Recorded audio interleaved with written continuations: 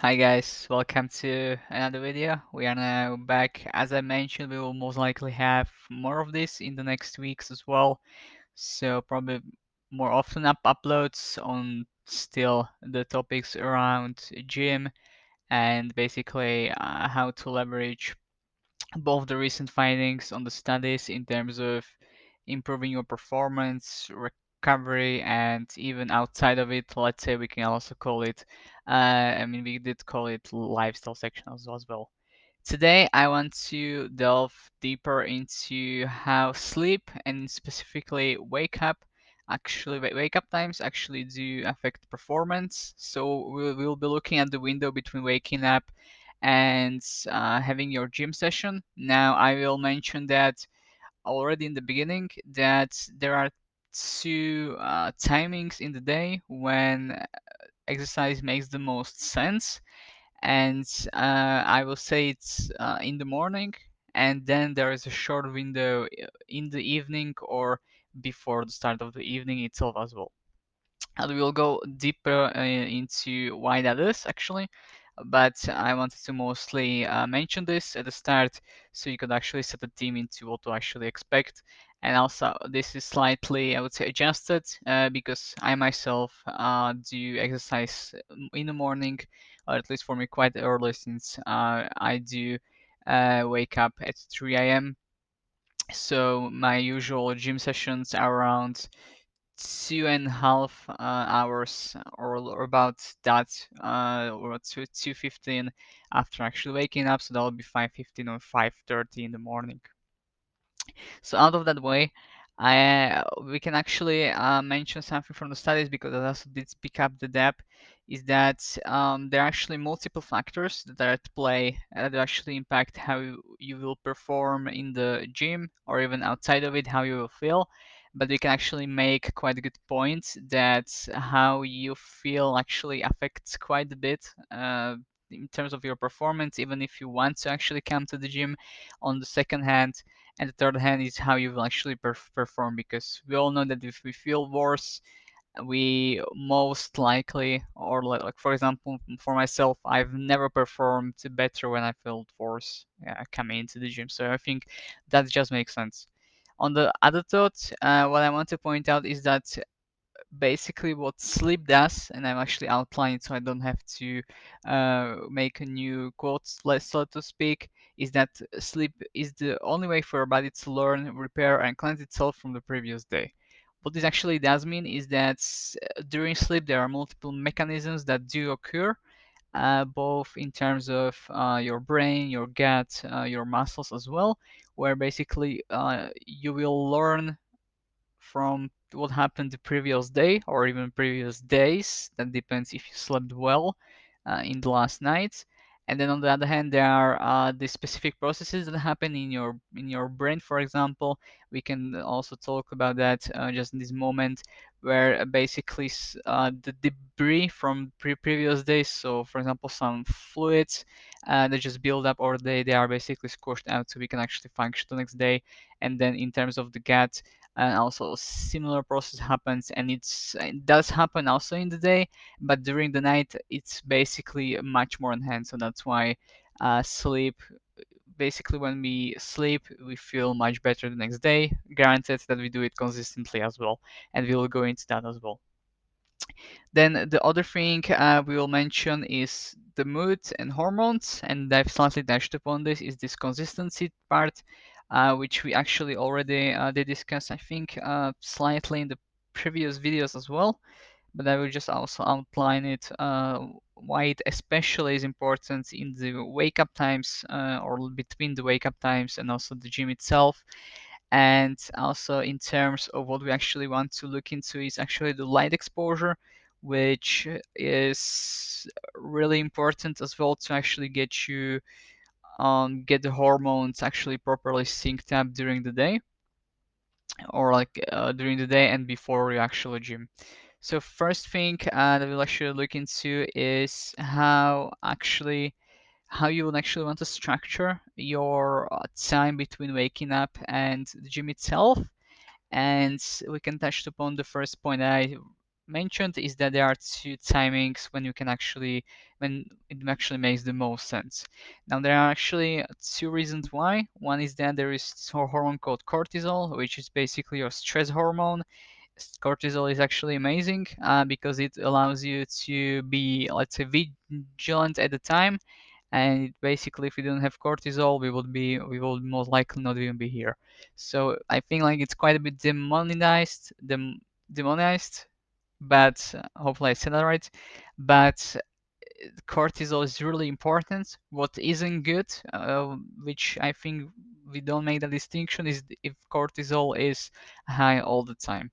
I think that's chronic as well called, so it's basically all the time. So that would be bad. But these peaks in cortisol that happen are actually really important because they set our circadian rhythm, so our body knows how to function for the whole day. This is why it's important to spike it up in the morning as well, because we basically evolved that way to actually have one cortisol peak in the morning. So it's like really high stress, but because we have lots of adrenaline pumped into our bodies, especially in this first part of the day, we actually don't feel like stress. We actually want to do a lot of things, which then tapers off about coming into the second part of the day as well. So what you can actually do to not be stressed all the time, because if you don't pick your cortisol right, what does happen is that you are more prone to, and I think you will be stressed more throughout the later part of the day and stressed more and more into the next days. And that actually isn't good, like not just for performance but for your work and other activities as well. Is that basically what we would actually look into between actually waking up and exercise is after you wake up, you would basically want to try to get to pick your cortisol, and I would say there are actually three perfect ways to do that. One is actually funny as well because one of those that actually will do it is exercising as well. So that we talk about the gym, because any stress level or stress response basically is cortisol as well.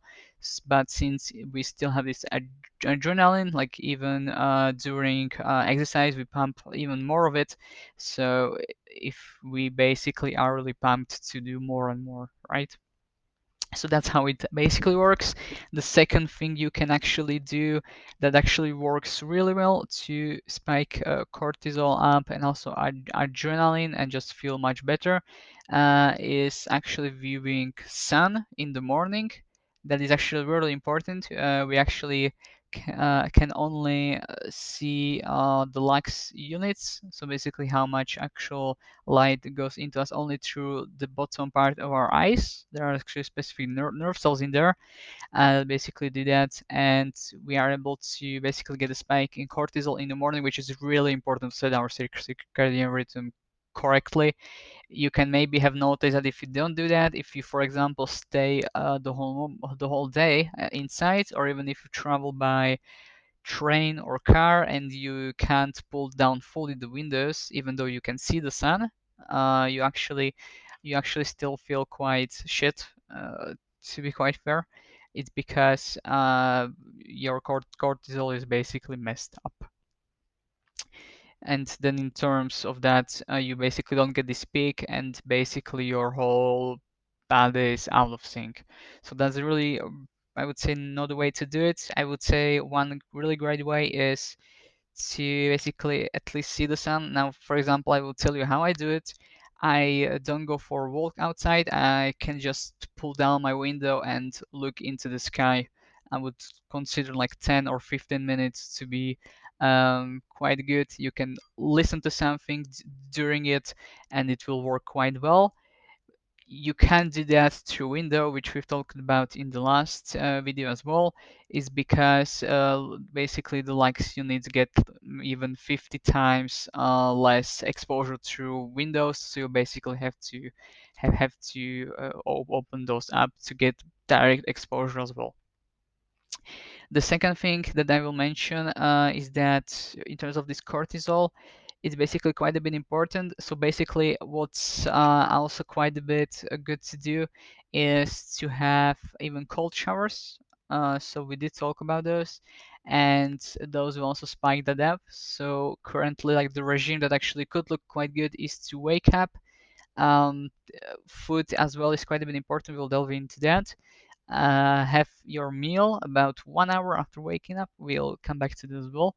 And then perhaps have a cold shower, which I think many of us actually most likely don't do, but it's actually quite good because it will help you to set that rhythm well. Then sun exposure on your way to the gym, for example, or if you work out at home, you can just allocate like 10 or 15 minutes to view the sky as well, which will do quite a lot, and tend to have your exercise in the morning.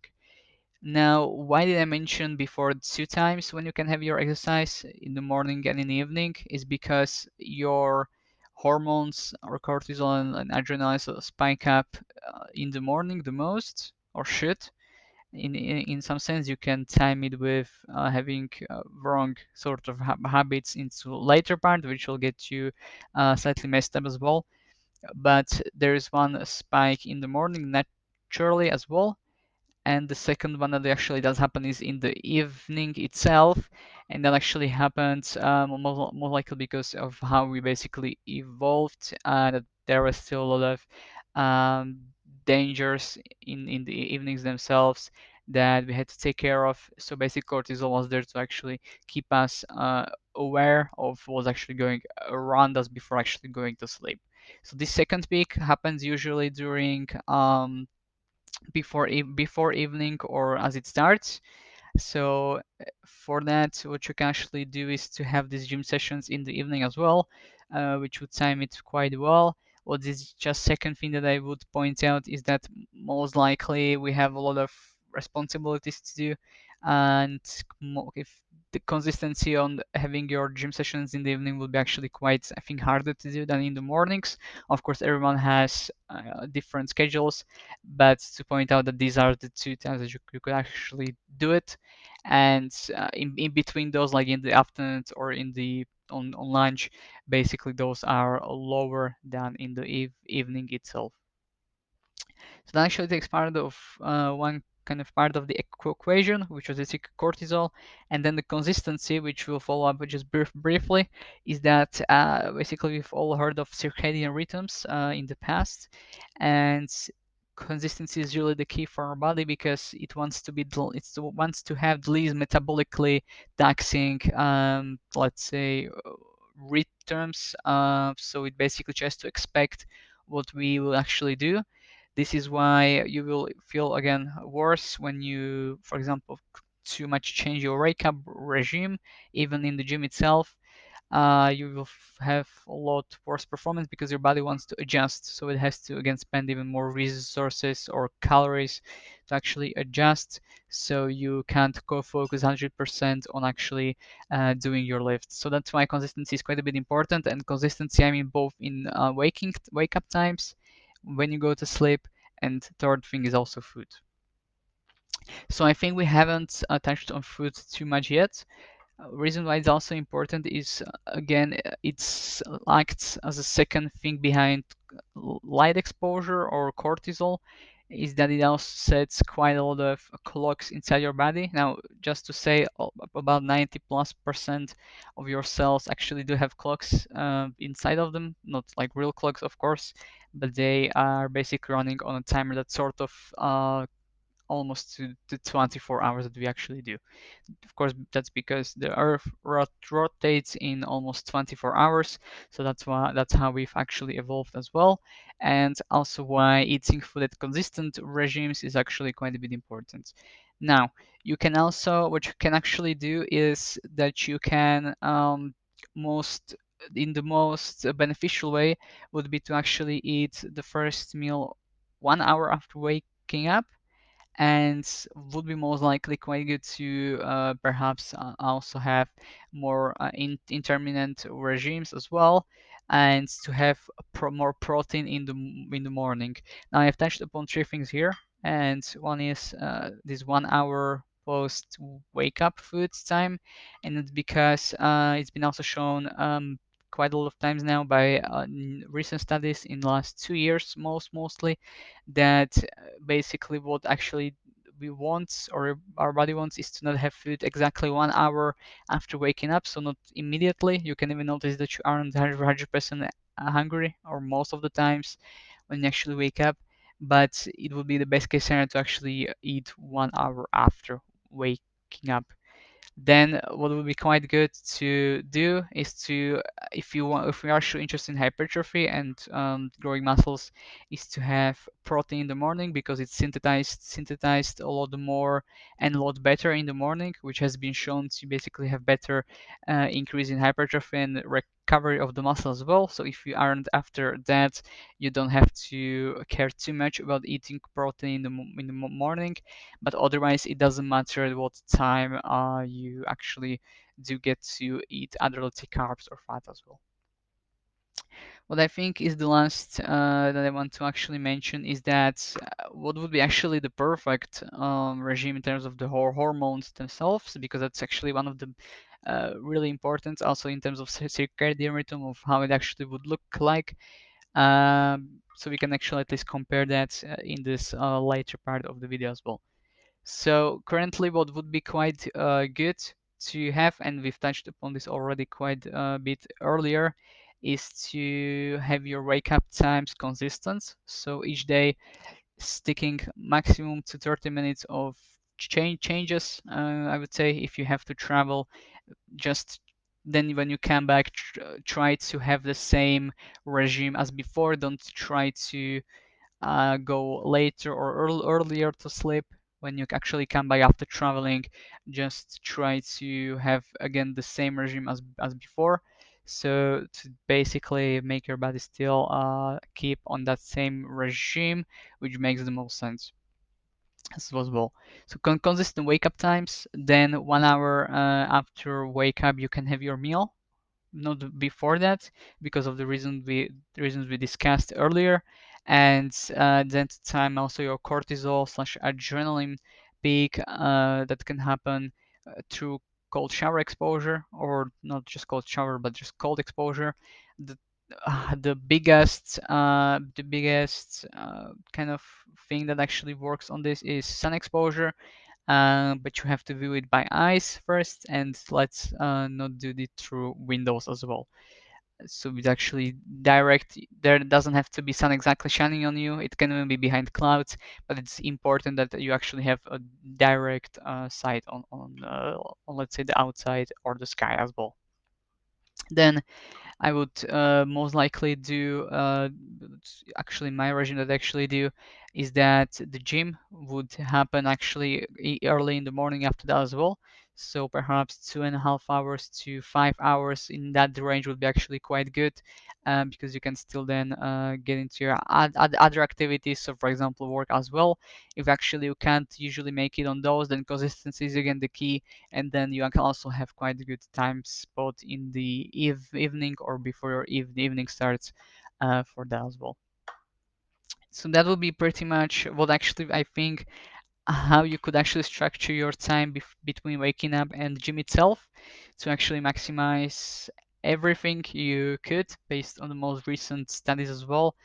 And I would say there is a lot more that can be actually done also after, but I think it's just basically completely different topic that would need to be, I think, covered in a separate sections. Hopefully this was quite a bit helpful, and see you in the next video as well. Thank you.